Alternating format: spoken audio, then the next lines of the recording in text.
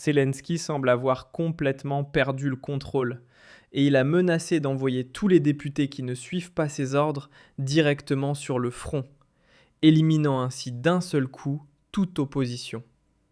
Parallèlement, la Hongrie a prévenu qu'elle activerait l'article 5 de l'OTAN si l'Ukraine s'attaquait au gazoduc Turk Stream.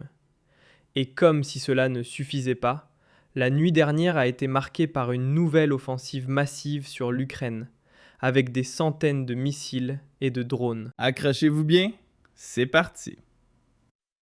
Alors que le monde fixe ses yeux sur le Moyen-Orient et le conflit en Iran, la guerre en Ukraine continue sans relâche, avec des événements catastrophiques qui frappent Kiev.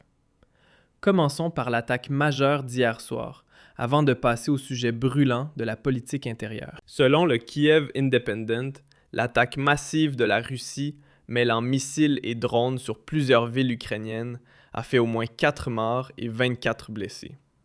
Dans la nuit du 24 mars, plusieurs localités ont été visées simultanément. Les autorités locales rapportent que l'Ukraine a dénombré 4 victimes et 24 blessés, tandis que l'armée ukrainienne précise que la Russie a déployé 392 drones, dont 250 de type Shahed, ainsi que 7 missiles balistiques Ganda-M, 18 missiles de croisière KH-01, 5 missiles de croisière. Zelensky semble avoir complètement perdu le contrôle et il a menacé d'envoyer tous les députés qui ne suivent pas ses ordres directement sur le front, éliminant ainsi d'un seul coup toute opposition.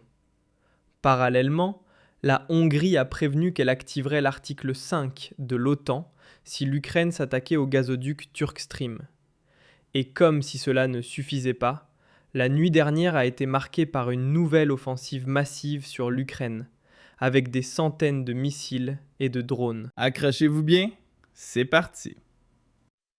Alors que le monde fixe ses yeux sur le Moyen-Orient et le conflit en Iran, la guerre en Ukraine continue sans relâche, avec des événements catastrophiques qui frappent Kiev. Commençons par l'attaque majeure d'hier soir, avant de passer au sujet brûlant de la politique intérieure. Selon le Kiev Independent, l'attaque massive de la Russie, mêlant missiles et drones sur plusieurs villes ukrainiennes, a fait au moins 4 morts et 24 blessés.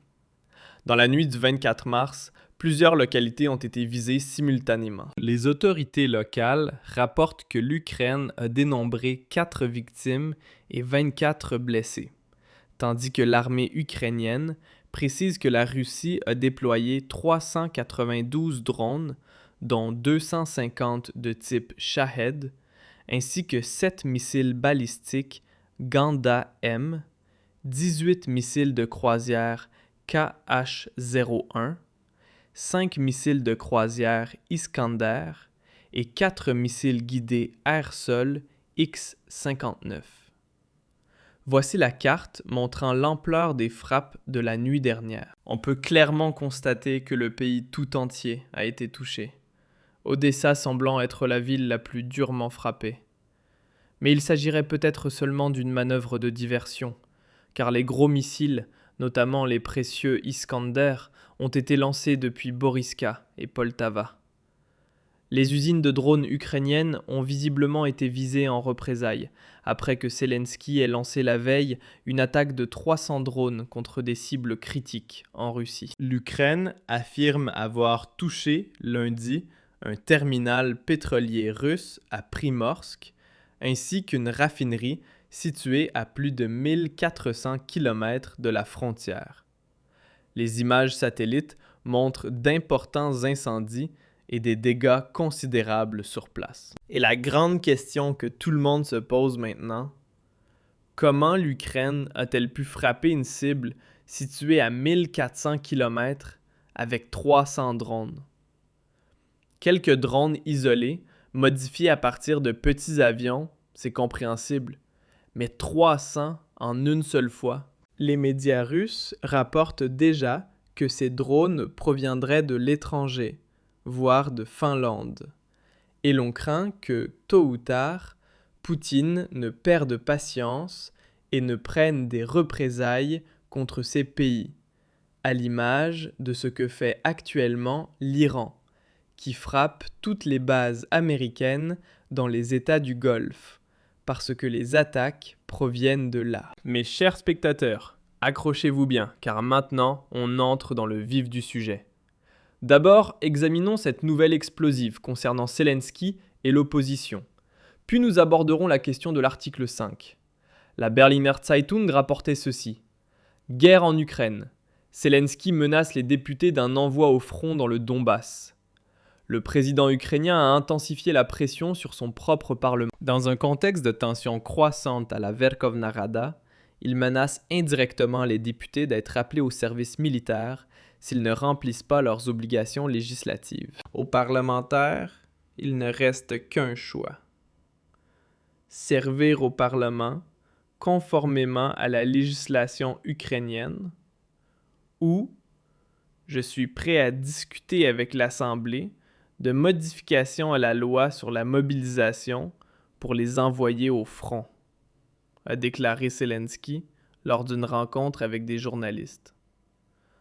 Son argument est limpide. Si vous ne servez pas l'État au Parlement, vous servirez l'État sur le front. Et ça, il faut vraiment que vous mesuriez l'ampleur de la chose. Chaque semaine, le président veut adopter de nouvelles lois au Parlement, notamment pour prolonger la guerre et protéger son cercle rapproché des poursuites judiciaires. Évidemment, de nombreux députés s'opposent à ces mesures, et dans une démocratie, c'est parfaitement normal d'avoir un avis différent et de le défendre au Parlement.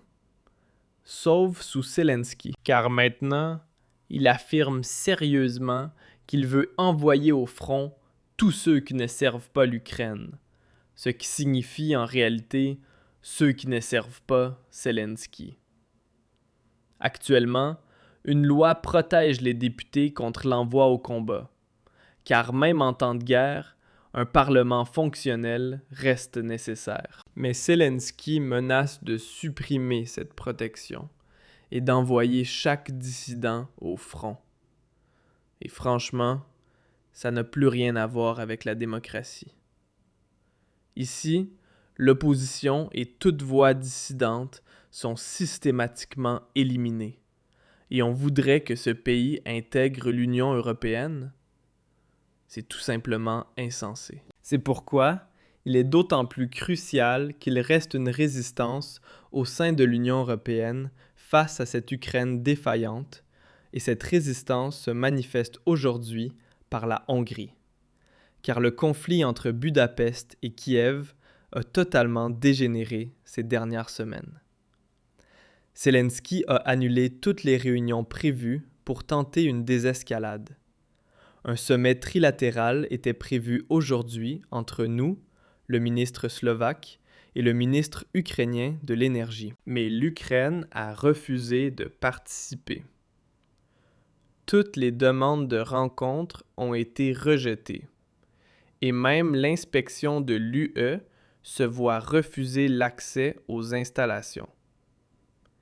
Il est donc clair que la Ukraine ne remettra pas en service le gazoduc Druzhverb pour des raisons purement politiques, malgré sa pleine capacité technique. Et mes chers spectateurs, ça devient maintenant vraiment explosif, car le conflit autour de la sabotage du gazoduc Druzhverb n'est qu'une partie du problème.